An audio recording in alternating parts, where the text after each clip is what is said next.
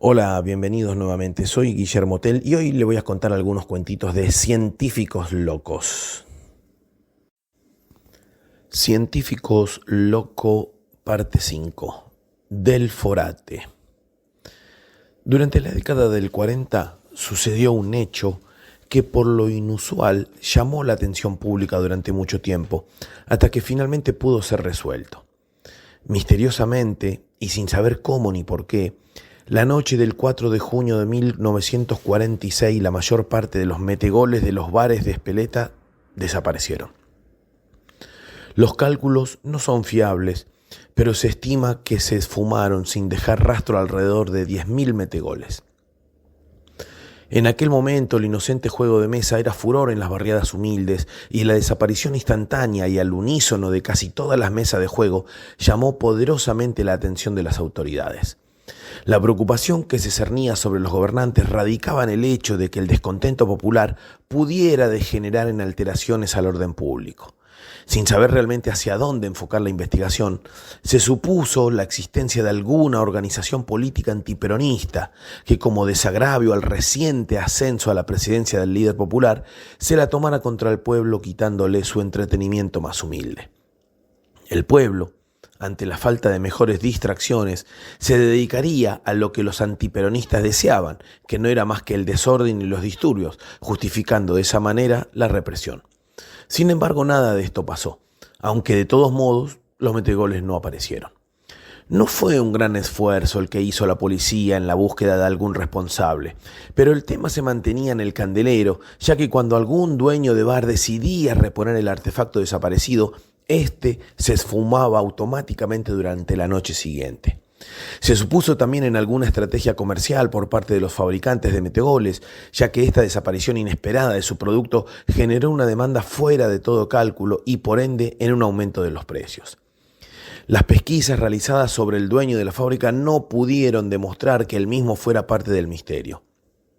Meses después del inicio de las desapariciones, un grupo de exploradores descubrió en los límites de la comarca una enorme montaña de cenizas y restos calcinados de los equipos tan arduamente buscados. Los restos chamuscados de lo que había sido la diversión del pueblo se mezclaban con los jugadores de plomo derretido que se habían chorreado sobre el terreno.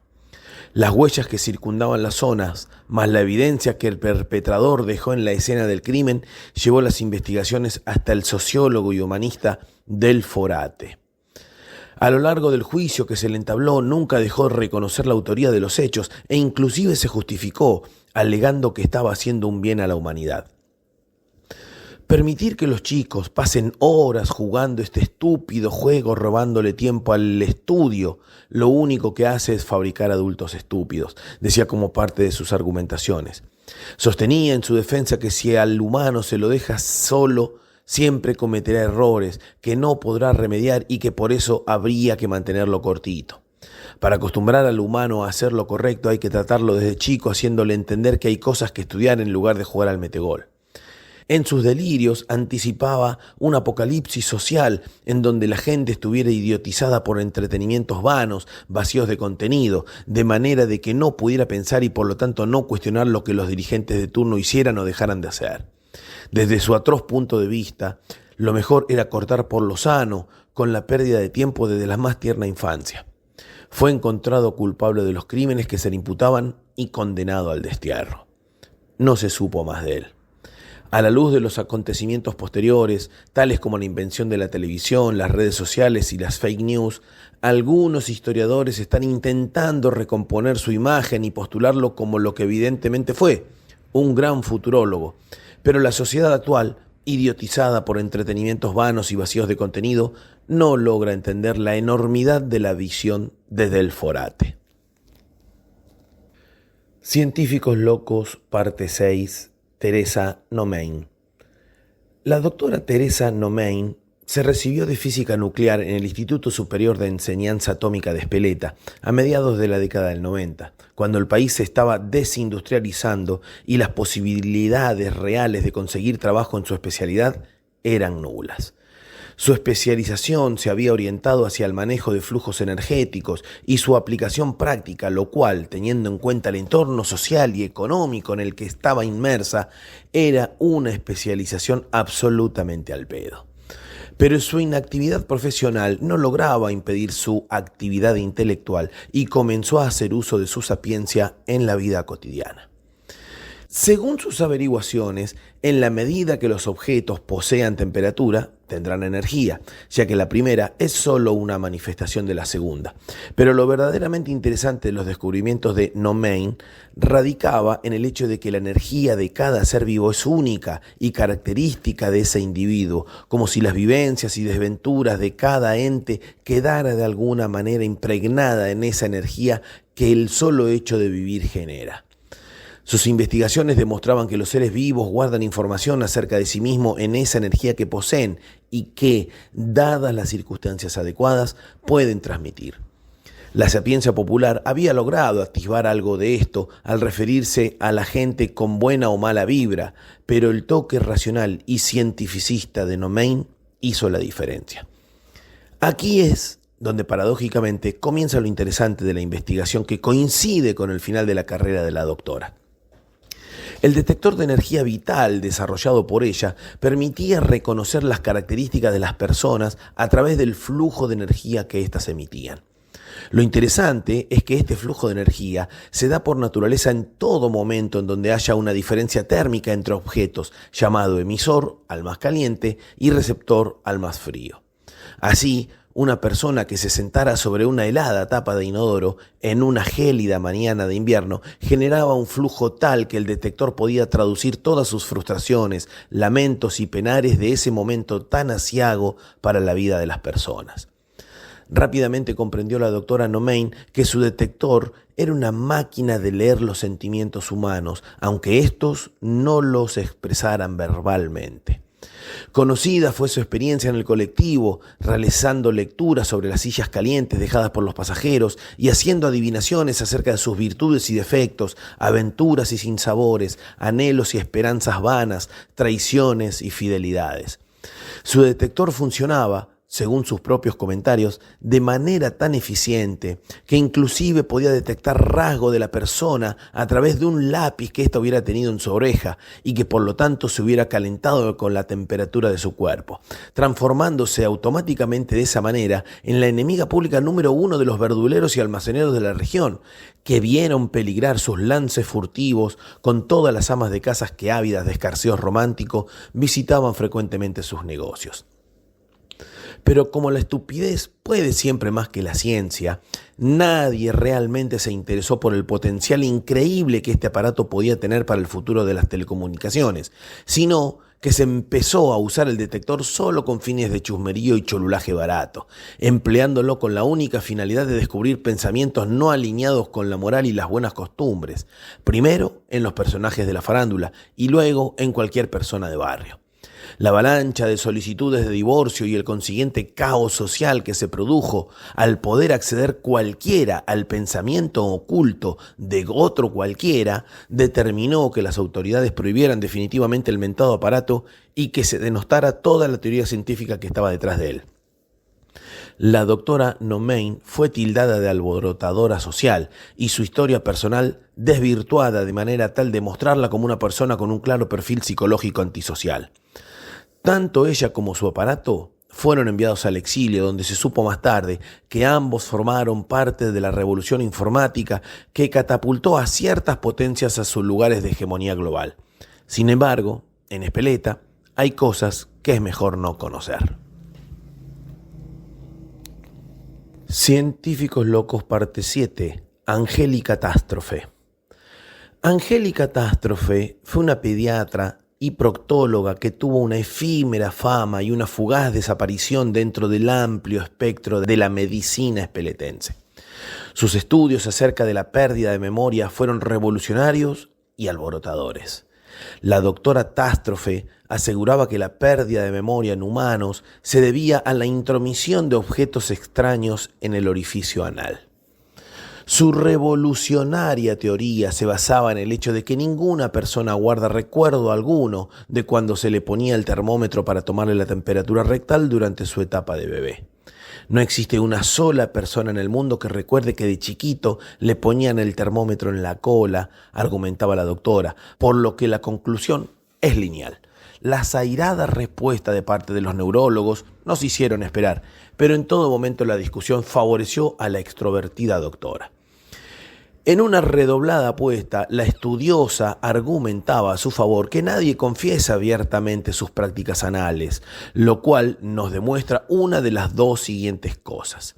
O bien todo el mundo es una manga de hipócrita de mierda, o, sencillamente, y según la doctora la opción correcta, el solo hecho de juguetear con el trasero provoca inmediatamente una pérdida de memoria asociada a dicho evento.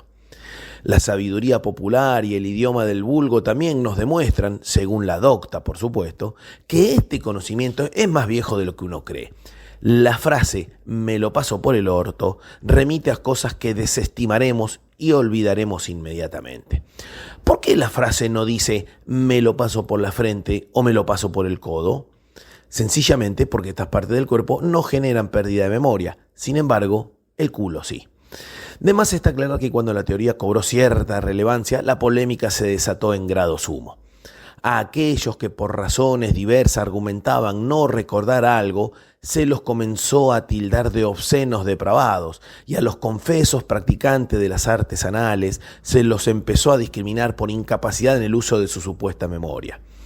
El desmadre se hizo más complejo cuando se empezó a involucrar a los políticos.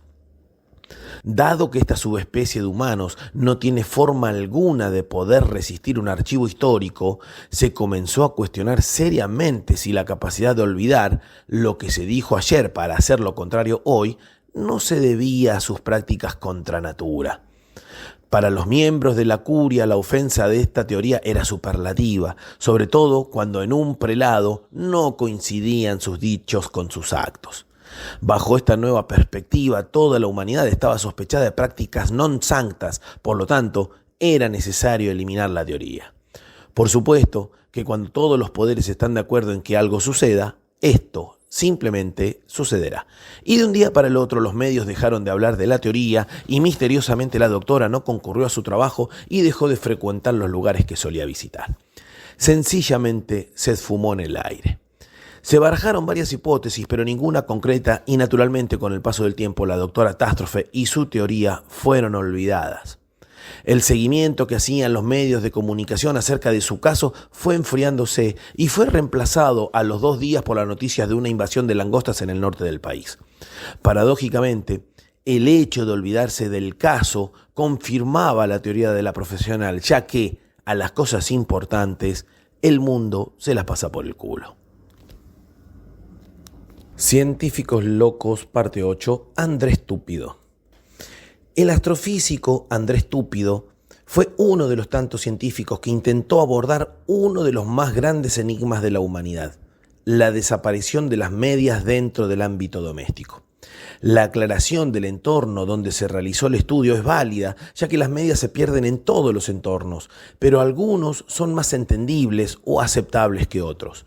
Una media perdida cuando se debe salir corriendo de un telo debido a un supuesto e inevitable descubrimiento de una hipotética infidelidad es entendible. Una media perdida en el vestuario de un club de fútbol donde hay 20 tipos bañándose a la vez y toda la ropa sucia y transpirada está tirada toda junta en el piso, también es aceptable. Pero en espacios correspondientes a una casa, las posibilidades de pérdida se ven, o se deberían ver, claramente disminuidas. Sin embargo, los hechos nos demuestran que nuestras creencias no se condicen con la realidad. Hombre acostumbrado a abordar enormes desafíos intelectuales, tales como el origen y el destino del universo, la posibilidad real de los viajes en el tiempo y sus implicancias filosóficas, la curvatura del espacio-tiempo y su utilidad práctica, las autoridades espeletenses consideraron que Andrés Túpido era la persona idónea para intentar develar este misterio que afectaba a todo el orbe. Un análisis primario de la problemática le confirmó lo que de alguna manera todos sabían. Las medias nunca se pierden de a pares. Siempre se pierde solo uno de los componentes de la dupla. Este hecho, aunque fuera por todos conocido, no hacía más que complicar la comprensión del fenómeno. Si suponemos que el extravío se debe solo a la falta de atención que las personas ponen sobre el manipuleo de las prendas, argumentaba Túpido, estadísticamente está demostrado que deberían perderse muchas menos medias en aquellos lugares donde los responsables prestan especial atención a lo que meten dentro del lavarropa. Pero claramente esto no es así. Primero porque no hubo forma alguna de demostrar que efectivamente las medias se perdieran en su viaje al lavarropas, y la otra porque todos los hogares por igual demostraron tener una tasa de incidencia muy similar. Inclusive hogares de un solo habitante evidenciaron una proporción de desapariciones muy parecida a hogares con muchos chicos, donde el sentido común nos diría que debería haber mayores pérdidas. También el estudio reveló una tasa importante de medias desaparecidas que volvían a aparecer meses después en lugares de la casa absolutamente desconcertantes, como dentro de la mochila del inodoro o detrás de libros colocados en una estantería de la biblioteca. Pero para colmo de males, justo detrás de libros que hacía años que no se leían. Acerca del tiempo que promediaba entre las desapariciones y la posterior aparición, el cálculo fue bien difícil, sobre todo porque no hay forma real de saber cuándo una media desapareció hasta que uno se propone usarla. Si para ese entonces la prenda ya tiene un cierto tiempo de extravío, nadie lo sabe. Sin embargo, y a pesar de las dificultades, se estimó que el tiempo promedio jamás bajaba del año. Esto, por supuesto, sin promediar aquellas medias que nunca volvían a aparecer. Tampoco había diferencia entre géneros. Las mujeres, siempre con mayor cantidad de ropa y por ende de medias que los hombres, pierden la misma cantidad, neta no porcentual, de calcetines que los hombres, que en general no superan la cantidad mínima de prendas como para no andar desnudos. Este tipo de análisis inconducente lo obligó a incursionar en otras metodologías de investigación, tales como la implantación de rastreadores satelitales o sensores de posición, de manera de poder seguir paso a paso la evolución geoposicional del objeto en cuestión. En este punto de la investigación es donde comenzaron los verdaderos problemas de Túpido. Muchos de los rastreadores colocados en las medias cumplían perfectamente su función, demostrando cuál era el raíz realizado por las mismas. Sin embargo, gran parte de los equipos desaparecían con las medias. Si bien esto era lo que se esperaba, o sea, que las medias desaparecieran para que el rastreador nos dijera dónde estaba, lo que sucedía era que junto con los calcetines también desaparecía la señal de rastreo, haciendo totalmente infructuoso todo esfuerzo de localización. Tras muchos recursos dilapidados, tanto económicos como temporales, en una investigación que no iba ni para atrás ni para adelante, los responsables del erario público empezaron a exigir algún tipo de resultado para la pesquisa. Apretado por las circunstancias y evidenciando un claro desequilibrio psicológico, Andrés Túpido no tuvo más remedio que declarar que sus investigaciones lo habían llevado a 3 posibilidades que no necesariamente eran mutuamente excluyentes. La primera era que las medias tenían vida propia, debido, vaya a saber uno, a alguna extraña condición animista que las había dotado de alma y principio vital. Este absoluto de Mario explicaba, sin embargo, muchas de las apariciones posteriores en lugares insospechados, situación esta que era imposible explicar de forma racional. La segunda posibilidad es que las medias desaparecían a través de un vórtice espaciotemporal que se generaba dentro del lavarropas. Esta segunda teoría, indudablemente influenciada por su formación en astrofísica, explicaba claramente el no retorno de aquellas medias que nunca volvían a aparecer, pero generaba también otro tipo de preguntas difíciles de responder, como por ejemplo, ¿por qué solo en ese vórtice desaparecían medias y no otras prendas que también estaban en el lavarropa en la misma tanda de lavado? La justificación acerca de otras dimensiones encerradas dentro de las 3 que forman nuestro universo y la posibilidad de que solo se accedan a ellas siendo muy pequeños como las medias no satisfizo a nadie. La tercera y más inconveniente de todas era una conjugación de las 2 previas. Las medias, como entidades con vida propia, se desplazaban a través de los vórtices generados por el lavarropa, yendo y viniendo a cualquier lugar del universo, moviéndose a gusto de manera de poder llevar a cabo sus maléficos planes de dominación de la humanidad. Con estas conclusiones, Túpido firmó su sentencia de reclusión en el manicomio, que fue lo mejor que sus abogados pudieron conseguir para él, ya que estaba sospechado de malversación de fondos públicos y estigmatización de la ignorancia popular, por lo que le correspondería una prisión común junto a otras lacras sociales como políticos y empresarios chantas. De todas maneras, sus días en el manicomio no terminaron bien, si es que se puede decir que terminaron, ya que en realidad nadie supo más de él hasta la fecha.